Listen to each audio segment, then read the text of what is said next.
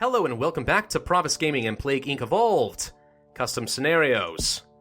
So, last time we did the, what was it called? Fangirl Epidemic, I believe it was, which was pretty fun. It was a little bit on the funny side, but that did play as a Neurax worm.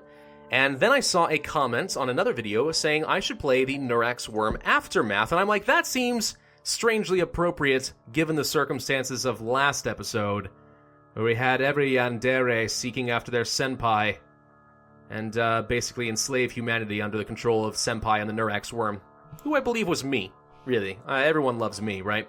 So, Neurax worm Aftermath, we have enslaved humanity, the world now worships it as their god and master, but there is still hope. Somewhere in the world, a virus breaks out. A virus that seems to be harmless to humans, but is very lethal to a certain mind-controlling Senpai parasite. Be careful, the world still worships the Neurax worm and will do anything in their power to stop the destruction of their god by this demon. Immunize the humans and restore their society, or take a darker route and destroy everyone, humans and worms alike. The choice is yours.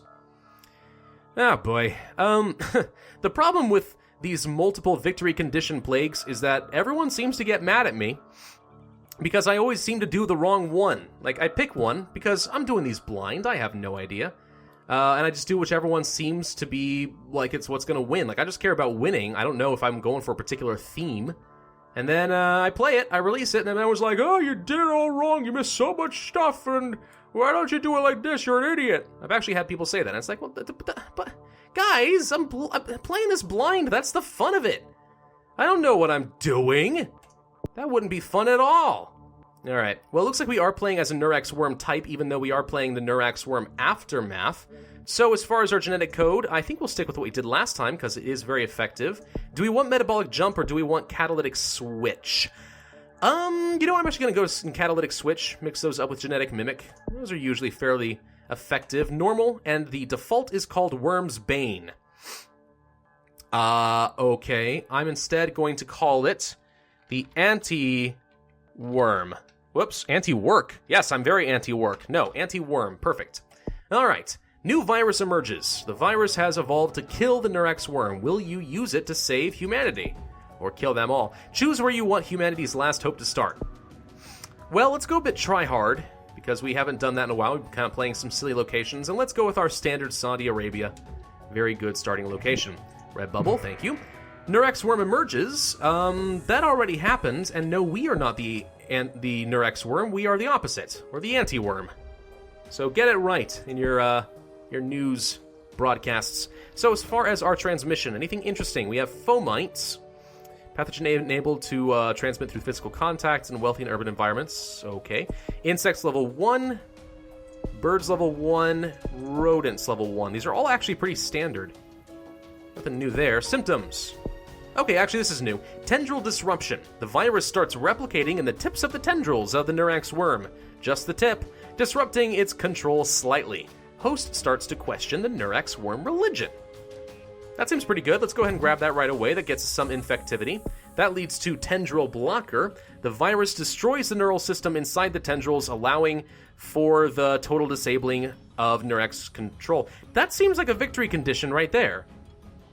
I'm confused. Hang on. If we get this, and we've totally disrupted all of the tendrils of the Neurax worm, and they can't control people anymore, and we infect everybody, do we just win? That seems too easy. Can't be right. Cold resistance, heat resistance, and drug resistance, although it says antivirals instead of antibiotics. That's interesting. But those are all pretty standard. So it looks like the symptoms are the only unique thing about this. So, okay, if that's the case, then this is probably going to play like a normal Neurax worm playthrough, which is going to be interesting.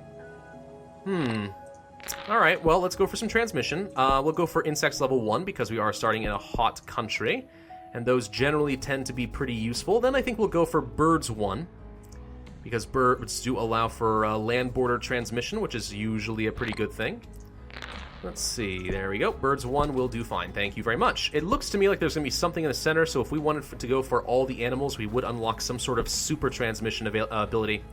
Not sure if we're going to want that. Fomites is usually better than rats, because rats do increase your infectivity in urban regions, but fomites do it in wealthy and urban environments. So, you know, that wealthy adds an extra factor.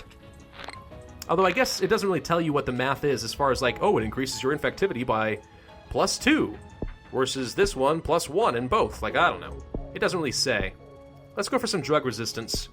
Not that I'm too worried about it in Saudi Arabia, but I don't want that getting much more expensive. Drug resistance is useful. We are sending out our first boat.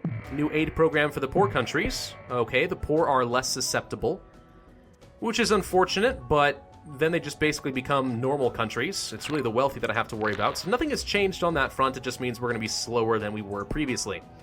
We don't need cold resistance quite yet. Let's go for fomites. Oh, wait. Okay, that leads up to air 1 and water 1. Wasn't expecting that. Okay, we're definitely going to want to get water 1. Good for humid and ship transmission. Fine by me. Air 1 would allow us to spread faster in Africa and spread by plane. Whoop, there we go. Maybe we do want to get Air 1 first. Yeah, let's do that. But then we're going to want to focus on water so we can get to as many of the islands as is possible. Alright, it all seems reasonable. Doop. We actually do need to get some cold resistance now that we are spreading in some of those locations. So let's do that. Cold resistance and a little bit of water spreading. Hopefully we get on those boats and get to all of the islands as quickly as is possible. So far this is playing... Oh wait, there we go, they found us. It appears to be mostly harmless. You think that, but I'm going to slay a god. Oh, that's what I should have called it. I should have called it the God Slayer. Ah, well. It's fine. 25 points to spend. Let's go for water level 2, and that leads to water 3.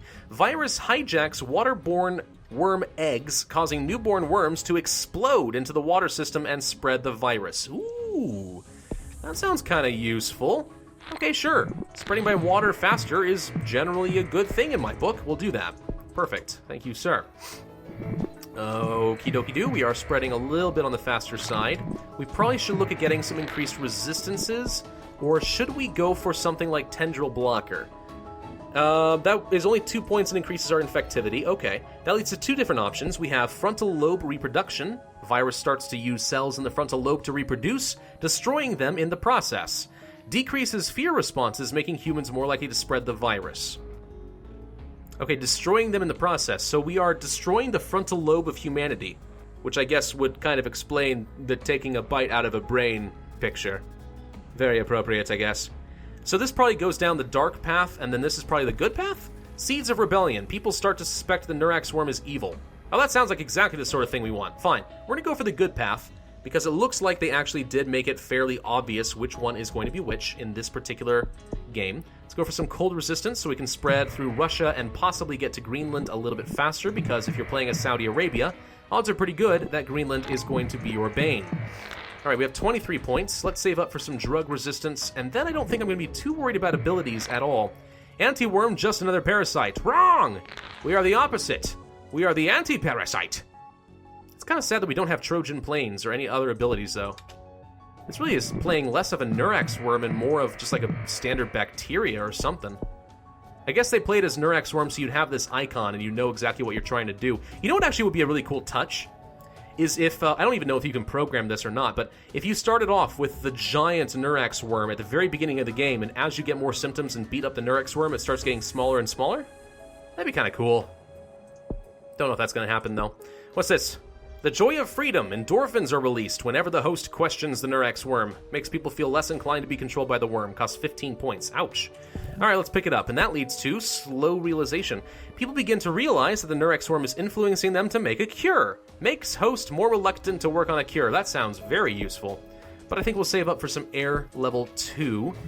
Presumably, because there's something in the middle, this will lead to a special ability. Maybe bioaerosol, maybe something else. Guess we'll find out. Disturbing reports of anti-worm. Oh no. Yeah, let's get air 2. And yes, it is extreme bioaerosol. That will make us more effective by boats and other things as well, so I guess we can go ahead and do that. We're now about as effective as I could really hope to get at this point. Let's try to get to all those islands. Greenland!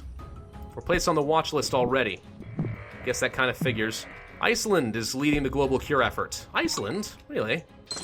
Oh, that's unusual. Okay. Fine. Let's go for slow realization, which will slow down work on the cure.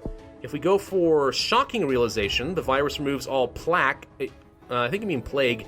Plague distributed on the brain, meaning human minds are clearer and some free will is restored. Hosts actively refuse to work on cure. Sounds pretty good. Let's go for that. Righteous Fury. Tendrils responsible for producing irrational fear of the virus completely destroyed. Humans realize they've been manipulated and destroy research. It's going to increase our severity a bit more than I think I want, though.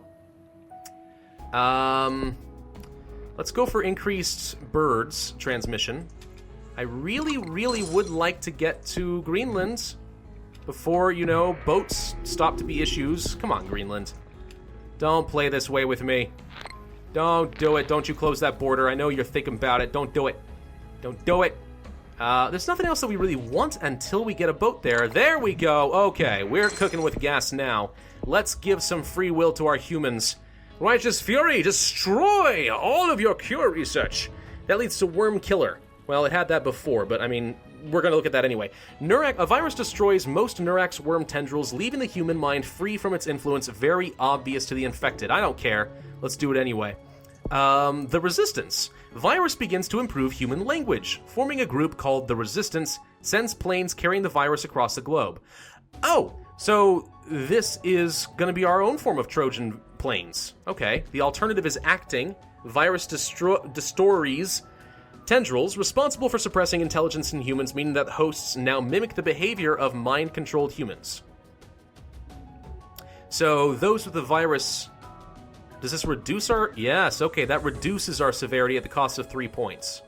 Well, severity right now is not the issue, because I want to get extra DNA, so I think I'm going to go for a Viva la Revolution. Let's go for the Resistance. And that leads to... Goodness. Parachuter. The Resistance delivers parachuters with the virus to a random country with the sole mission of wiping out the Neurax worm, delivers virus to a single country. Not sure we're going to need that. But, I mean, we got Greenland, so had we not gotten that, this would offer us some opportunities. Or alternatively, we have the power of free thought. Humans are so inspired by their rediscovered free thought that they begin to study the virus in greater detail and see if they can genetically improve it. So are we not going for any sort of lethality here?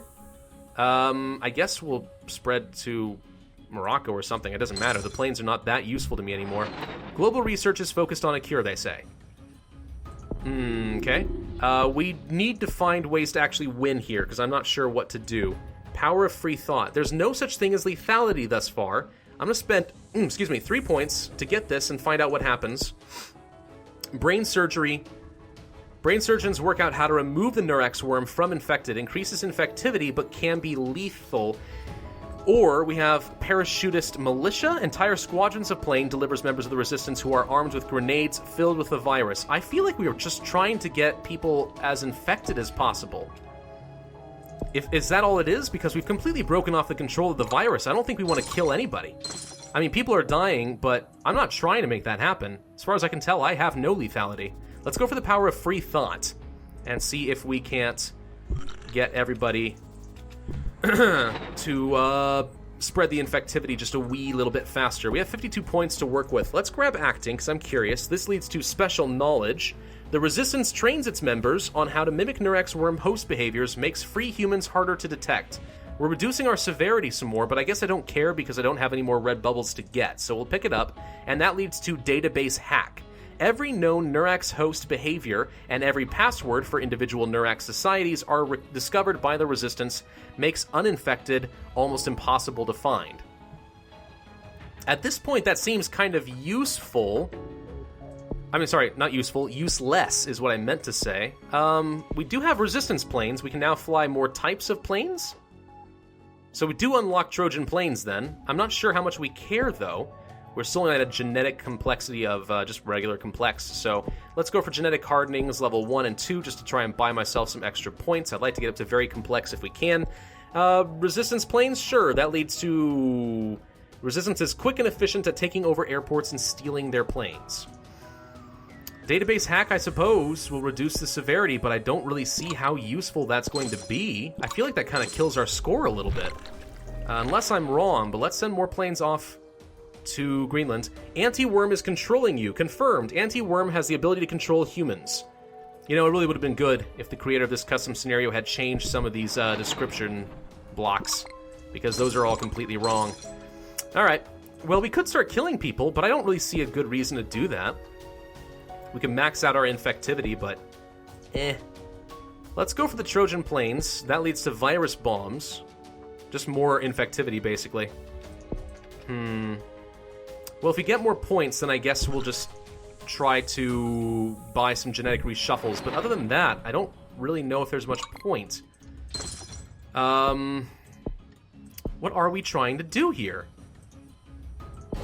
There's a tiny sliver of people in, I guess, Iceland? 54,000 in Iceland who have not been infected. Well, that's going to be changing right quick. Let's get a genetic reshuffle. I really am banking on the idea that once everyone's infected, we win. There are no healthy people left in the world. Is that victory? Humanity saved! It did work! Okay, good. The virus has wiped out the Neurax worm once and for all. The events of the infection are relegated to a distant memory, and the virus is celebrated as the savior of society forever. Hooray! We killed Senpai! And then all the Yandere woke up from their stupid stupor. That's why stupid and stupor are based off the same Latin root, I think. Alright, cool. Well, that was a pretty fun victory condition, and only 365,000 people died. Not for lack of effort on my part, because I took no lethality of any kind, but still. Okay, cool. You've saved humanity from the tyranny of the Neurax worm. We got 2 out of 3 stars. It's alright. Only took 445 days. Yeah, I like that actually did provide 2 different options, and they were very clear-cut. You knew exactly what you were going for, either lethality or just save everybody. There was no guessing as to what the victory conditions were really going to be. I mean, I guess there was some guessing. I did guess. It wasn't that spelled out, but you know what I mean. It was pretty clear which path you were taking along the way. I like that. That was a good scenario. It was a bit basic. It kind of was playing like a regular plague, but you know, it had just enough of a twist to give it a special flavor. Yeah, I do like that. That was pretty fun.